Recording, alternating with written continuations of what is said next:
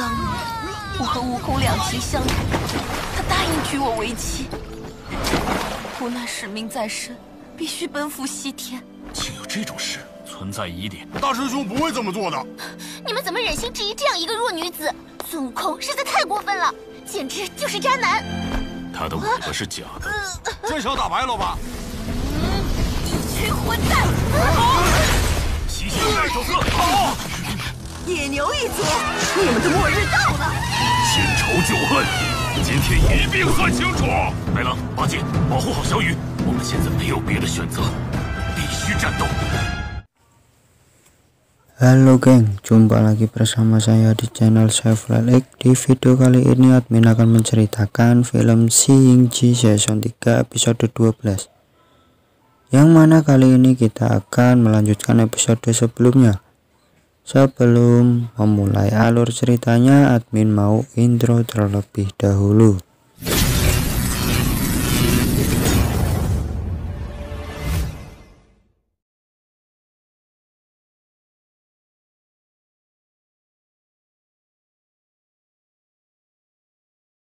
Di awal video kita diperlihatkan Tang Sansan yang sedang melawan iblis lebah karena Tang Sansan dan lainnya tidak punya pilihan lain kecuali bertarung. Mereka pun bekerja keras untuk melawan iblis lebah tersebut, sedangkan Bajie pun berlari untuk bersembunyi. Dan Raja Klan Sapi pun terus melawan iblis lebah tersebut. Dan iblis lebah tersebut pun bilang kalau dia semakin kuat daripada sebelumnya.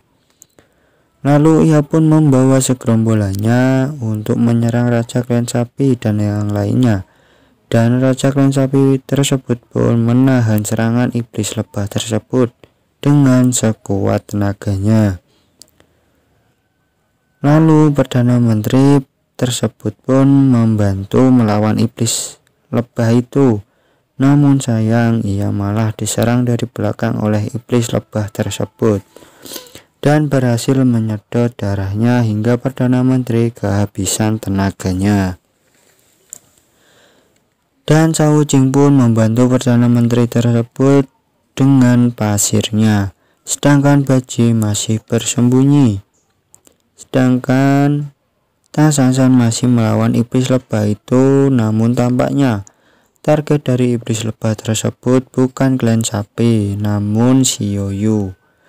Bai Long dan Xiaoyu pun berlari untuk menyelamatkan diri karena ia terus dikejar oleh lebah itu. Bai Long pun melawan iblis lebah tersebut, sedangkan Xiaoyu berusaha melawan iblis lebah itu, namun Xiaoyu malah dibawa oleh iblis lebah tersebut. Bai Long pun meminta bantuan kepada Bajie, namun Bajie tidak membantunya karena Bajie juga sangat kesulitan.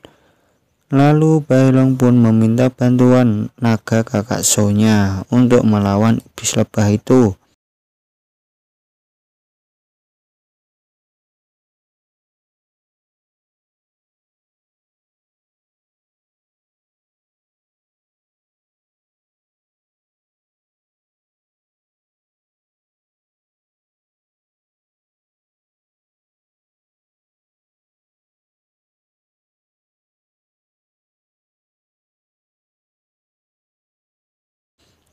Sesudah iblis lebah tersebut pergi, Bai Long pun memarahi Bajie karena dia tidak membantunya.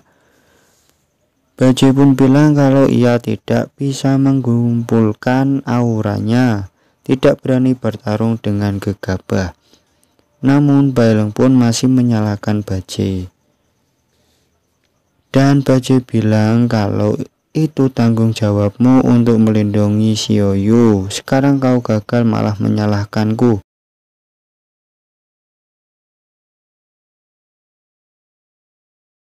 Lalu Tang Sansan pun melerai mereka karena yang terpenting sekarang menyelamatkan Xiaoyu.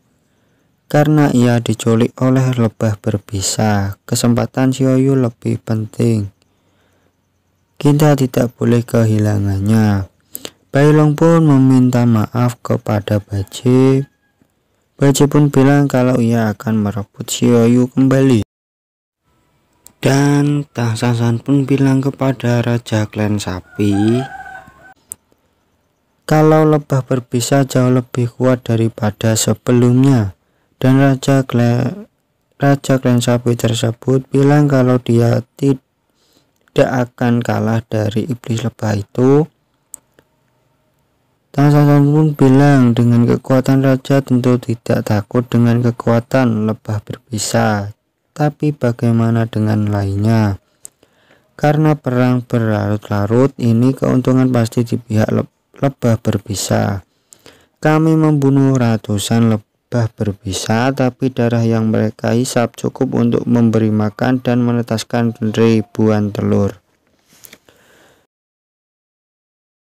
Gelombang serangan mereka berikutnya pasti akan lebih sengit. Kita harus bertarung dengan cepat. Lalu Bai Long pun bilang Xiaoyu dibawa pergi.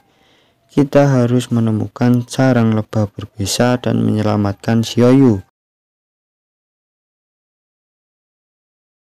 Namun sarang lebah berbisa sangat tersembunyi.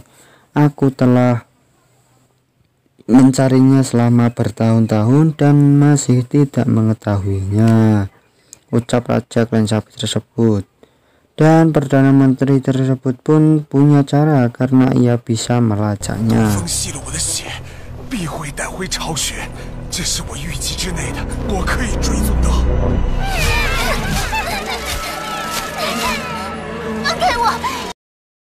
Xiaoyu pun dibawa oleh iblis lebah itu ke tempat iblis lebah tersebut.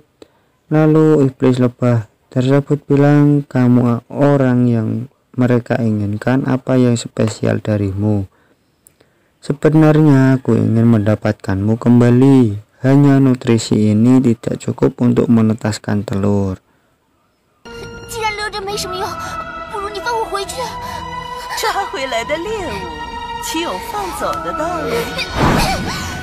Dan Xiaoyu pun melawan iblis lebah itu dengan kekuatannya. Namun kekuatan Xiaoyu sangat lemah. Lalu Xiaoyu pun berlari untuk kabur, namun dia dihadang oleh seseorang dari utusan surgawi untuk membawanya kembali.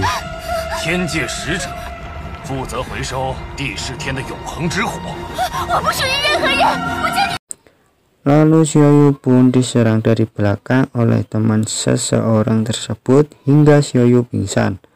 Lalu lebah berbisa bilang, sudah puas kan? Mana barang yang kuinginkan? Lalu seseorang tersebut pun memberi harta oleh utusan Tianggong. Esensi jiwa bunga dibuat dari esensi ribuan bunga. Langka dalam 1000 tahun. Harta karun seperti itu kau tidak bisa melihatnya di jalan iblis. Lalu iblis lebah tersebut pun bilang, betul, dengan ini dapat untuk bertelur lebih banyak. Namun iblis tersebut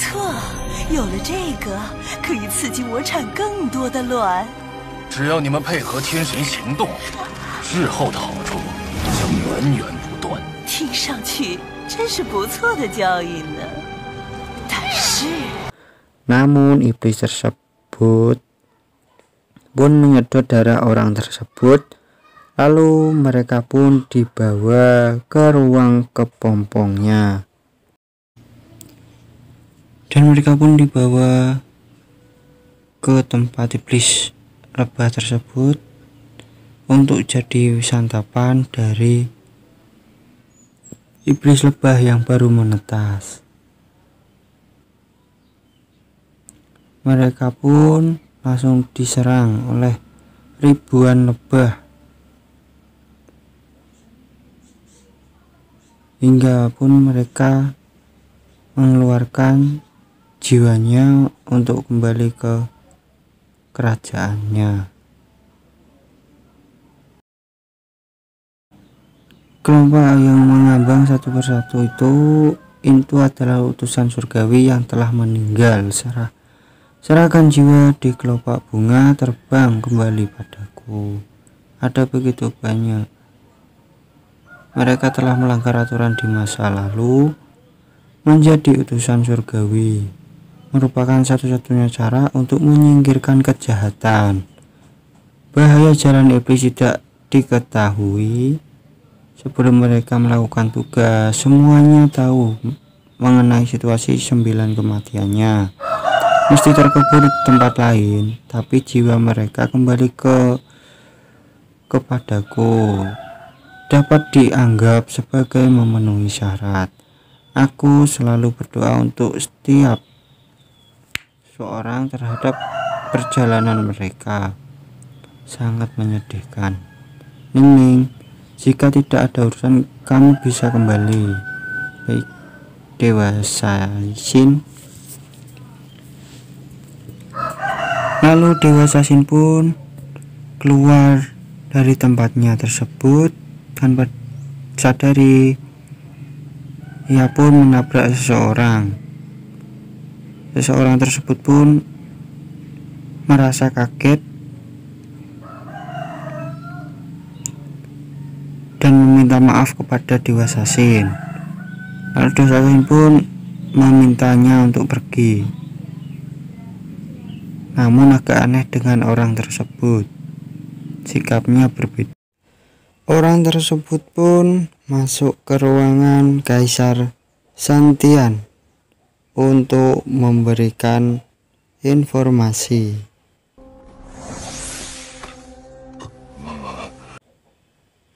Kerja bagus, kata Raja Santian, kamu dapat kembali. Orang tersebut pun keluar, namun pada saat ia ingin keluar, ia pun langsung dicekik oleh Kaisar Santian tersebut hingga meninggal.